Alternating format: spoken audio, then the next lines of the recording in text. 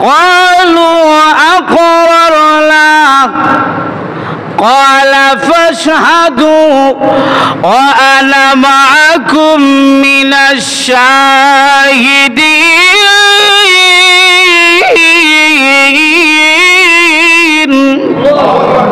বলে নাইলে জাহান্নামের আগুনে জ্বলতে হবে। জাহান্নামের আগুনে যদি জ্বলতে হয় রেডি হয়ে যাও রে বান্দা বান্দি, বারবার আমার জাহান্নামের আগুন সহ্য করতে। এমন একটা জাহান্নাম আছে যেই জাহান্নাম আল্লাহর কাছে নিজেই ফানা চায়, আল্লাহ আমার কাছে কোনো মানুষ রে দিও না, তার অস্তিত্ব আমি রাখবো না। আব্দুল্লাহ ইবনে রাওয়াহা ঘুম থেকে উঠে চোখের পানি ছেড়ে দিয়ে কাঁদতেছেন। ওনার ওয়াইফও স্বামীর কান্না দেখে কাঁদতেছেন। এমনি ডাক দিয়ে বলেন, স্ত্রী তুমি কাঁদো কেন? আপনার কান্না দেখে আমার কান্না চলে এসেছে। বলে আপনি কেন কাঁদেন? আব্দুল্লাহ ইবনে রাওয়াহা রাদিয়াল্লাহু তাআলা ডেকে ডেকে বলেন, স্ত্রী গো, জাহান্নামের কথা মনে হয়ে গেছে, এই জন্য কান্দি। ঘুম আসে না, ফুলসিরাতির ব্রিজটা কেমনে পার হয়ে যাব, নিচে আছে জাহান্নাম। আল্লাহ বলছেন, ওয়া ইন মিনকুম ইল্লা ওয়ারিদুহা কানা আলা রাব্বিকা হাতমান মাকদিয়া। প্রত্যেকটা মানুষকে ওই ফুলসিরাতির ব্রিজ পার হয়ে যেতে হবে, প্রত্যেককে। আমাকেও যেতে হবে, আপনাদেরকে যাইতে হইতো না। আর দেখুন না, সুম্মা নুনাজ্জিল লাযীনা তাকাউ ওয়া নাযারু যালিমিনা ফিহা জিসিয়া।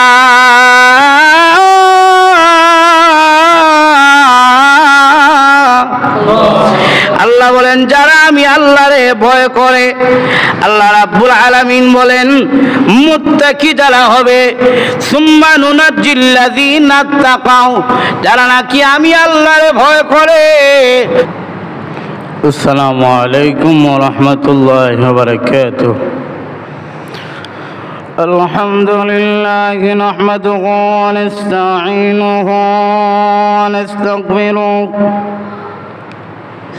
ونؤمن به ونتوكل عليه